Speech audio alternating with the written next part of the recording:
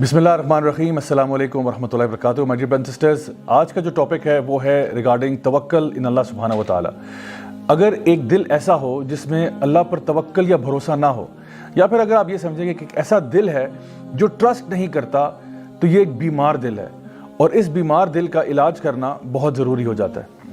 اکثر اوقات ایسا ہوتا ہے کہ ہم لوگ اللہ تعالیٰ کے فیصلوں کے اوپر ناراض ہو جاتے ہیں، یا ہمیں سمجھ نہیں آتی کہ آخر ایسے فیصلے کیوں ہو رہے ہیں، اور ہم اس طرح کے سوال کرتے ہیں کہ آخر میرے ساتھ ایسا کیوں ہو رہا ہے، why is this happening to me، یا یہ واقعہ میری زندگی میں آخر کیوں پیش آیا۔ اللہ سبحانہ تعالیٰ اپنے نیک بندوں کے بارے میں ارشاد فرماتے ہیں کہ الا ان اولیاء اللہ لا خوف علیہم ولا هم یحزنون، کہ یقیناً جو اللہ کے ولی ہوتے ہیں، جو اللہ کے دوست ہوتے ہیں، نہ تو ان کو خوف ہوتا ہے اور نہ ان کو غم ہوتا ہے، یعنی نہ تو وہ فیوچر کے بارے میں خوفزدہ ہوتے ہیں، کیونکہ ظاہری بات ہے جب انسان فیوچر کے بارے میں سوچتا ہے تو اس کو خوف پیدا ہو سکتا ہے کہ مجھے فلاں چیز، میرا بزنس کامیاب نہیں ہوگا، یا مجھے بیماری لگ جائے گی، یا فلاں چیز مجھے کاٹ جائے گی۔ مطلب یہ اس قسم کے خوف جو فیوچر کے ہوتے ہیں وہ انسان کی زندگی میں آ جاتے ہیں۔ اور پھر ایسا بھی ممکن ہے کہ ایک انسان جو ہے اپنے پاسٹ کے بارے میں غم کرنا شروع کر دے کہ ہائے کاش اگر میں نے یوں کر لیا ہوتا، کاش میں نے ایسا کر لیا ہوتا۔ تو اللہ سبحانہ تعالیٰ فرماتے ہیں کہ جو میرے ولی ہیں وہ نہ تو فیوچر کے بارے میں ڈرتے ہیں اور نہ ہی پاسٹ کے بارے میں غم کرتے ہیں، کیونکہ وہ پورا کا پورا ٹرسٹ جو ہے وہ اللہ سبحانہ تعالیٰ کی ذات پر کرتے ہیں کہ جو ہوگا انشاءاللہ اللہ تعالیٰ کی مرضی کے مطابق ہوگا، اور میں اللہ کی مرضی سے راضی ہوں۔ اللہ سبحانہ تعالیٰ سورہ توبہ میں ارشاد فرماتے ہیں کہ قُل لَن يُصِيبَنَا إِلَّا مَا كَتَبَ اللَّهُ لَنَا هُوَ مَوْلَانَا، کہ یقیناً کچھ بھی تمہاری زندگی میں نہیں ہوگا سوائے کہ وہ پہلے سے لکھ دیا گیا ہے، اور اللہ تمہارا مولا ہے، اور مومنین جو ہیں وہ پھر اللہ پر ہی توکل کرتے ہیں۔ تو یہ کتنی پاورفل آیت ہے قرآن مجید میں کہ جہاں پہ ہمیں یہ بتایا جا رہا ہے کہ جو کچھ ہوگا وہ اللہ کی مرضی کے مطابق ہوگا، اور یقیناً اللہ کی مرضی ہماری مرضی سے بہت بہتر ہے۔ اللہ سبحانہ تعالیٰ فرماتے ہیں سورہ توبہ کی آخری آیت میں فَإِن تَوَلَّوْا فَقُلْ حَسْبِيَ اللَّهُ لَا إِلَهَ إِلَّا هُوَ عَلَيْهِ تَوَكَّلْتُ وَهُوَ رَبُّ الْعَرْشِ الْعَظِيمِ، کہ اگر وہ آپ سے منہ پھیر لیں تو پھر حسبی اللہ، اللہ میرے لیے کافی ہے، لا الہ الا ہو، میں اللہ کے سوا کسی کی عبادت نہیں کرتا، علیہ توکلت، اور اگر توکل کرتا ہوں، اگر بھروسہ کرتا ہوں تو اللہ پر ہی کرتا ہوں۔ کیوں کرتا ہوں؟ وَهُوَ رَبُّ الْعَرْشِ الْعَظِيمِ، کیونکہ عرش عظیم کا مالک جو اللہ ہے۔ تو جب ساری کائنات اللہ تعالیٰ کے قبضہ قدرت میں ہے، جب ہم کہتے ہیں کہ ان اللہ علی کل شیء قدیر، ہر چیز پر اللہ تعالیٰ قادر ہے، تو پھر اللہ پر ہی بھروسہ کرنا بنتا ہے۔ انسان جب یہ سوچتا ہے کہ میرا رب جو ہے وہ ہر چیز پر قادر ہے، پھر انسان اللہ کو یہ نہیں بتاتا کہ میرے پرابلمز کتنے بڑے ہیں، انسان اپنے پرابلمز کو بتاتا ہے کہ میرا رب کتنا بڑا ہے۔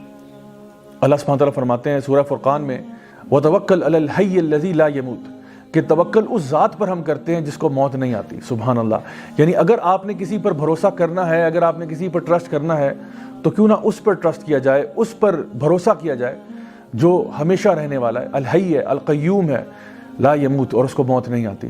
اسی طرح سے سورہ طلاق سورہ نمبر 65 آیت نمبر 2 اور 3 میں اگر آپ دیکھیں تو اللہ سبحانہ تعالیٰ فرماتے ہیں کہ وَمَن يَتَّقِ اللَّهَ يَجْعَل لَّهُ مَخْرَجًا وَيَرْزُقْهُ مِنْ حَيْثُ لَا يَحْتَسِبُ وَمَن يَتَوَكَّلْ عَلَى اللَّهِ فَهُوَ حَسْبُهُ، کہ جو شخص بھی اللہ کا تقوی اختیار کرے گا اللہ تعالیٰ اس کو ہر مصیبت سے باہر نکالے گا، اور پھر اس کو رزق دے گا وہاں سے جہاں سے اس نے سوچا بھی نہیں ہوگا۔ اور جو لوگ اللہ تعالیٰ پر توکل کر لیتے ہیں اللہ ان کے لیے کافی ہو جاتا ہے۔ مائی ڈیئر برادرز اینڈ سسٹرز، تھوڑی دیر کے لیے ذرا سوچئے کہ اگر ہم اللہ پر بھروسہ کریں تو اللہ تعالیٰ کہتا ہے میں تمہارے لیے کافی ہو جاتا ہوں۔ تو اگر اللہ ہمارے لیے کافی ہو جائے تو اس کے بعد زندگی میں کوئی ٹینشن رہتی ہے، کوئی پریشانی رہتی ہے؟ سو اس لیے دل کے اطمینان کے لیے، دل کے سکون کے لیے اللہ تعالیٰ پر بھروسہ کرنا سیکھیں۔ اور آپ یقین جانیں کہ اگر پورے اسلام کی روح نکالی جائے، جیسا کہ سورہ زاریات میں اللہ تعالیٰ فرماتے ہیں وَمَا خَلَقْتُ الْجِنَّ وَالْإِنسَ إِلَّا لِيَعْبُدُونَ، کہ میں نے جنوں کو اور انسانوں کو کسی مقصد کے لیے پیدا نہیں کیا سوائے اس کے کہ وہ اللہ کی بندگی کریں۔ تو اللہ کی بندگی کا مطلب یہ بھی ہے کہ اللہ تعالیٰ کو اپنا رب مان کے، رب جان کے اللہ پر بھروسہ کیا جائے۔ زندگی میں جو کچھ ہوگا انشاءاللہ الرحمن اللہ تعالیٰ کی مرضی کے مطابق ہوگا۔ ہم نے اپنی طرف سے کوشش ضرور کرنی ہے، کسی بھی راہ کی طرف ہم جاتے ہیں، کسی بھی پاتھ کو ہم لیتے ہیں، ہم نے اپنی طرف سے کوشش ضرور کرنی ہے۔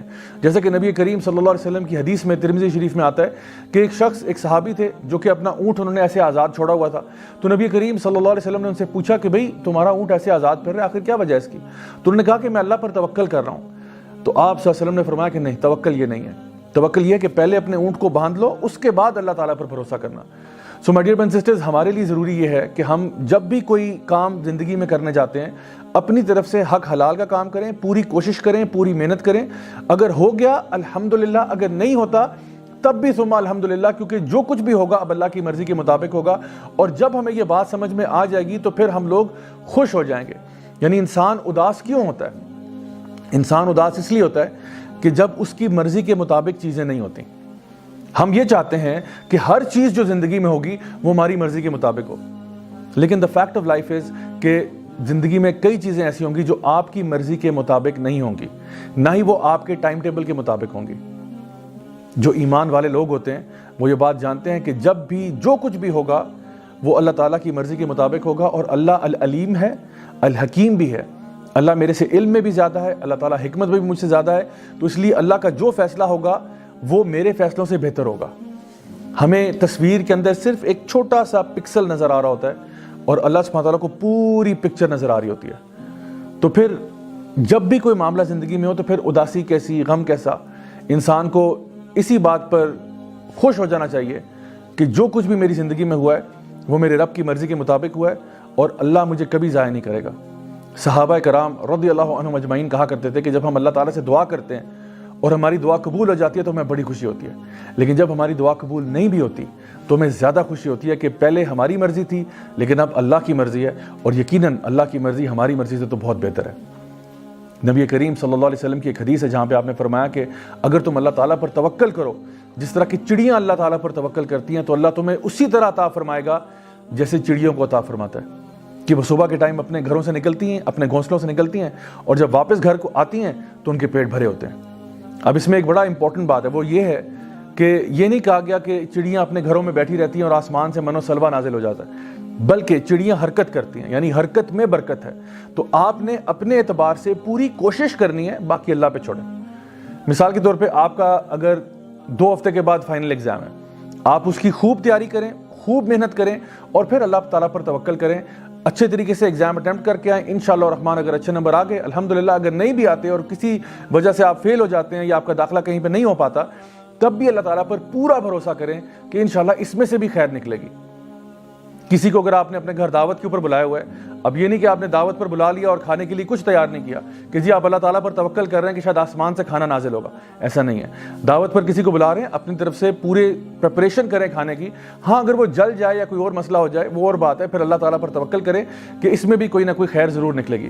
سو آئی ہوپ کہ آج کی اس بات سے آپ کو سمجھ میں آ گیا ہوگا کہ اصل میں اللہ تعالیٰ پر توکل کرنا، اللہ تعالیٰ پر بھروسہ کرنا کتنا ضروری ہے آپ کے اپنے دل کے اطمینان کے لیے.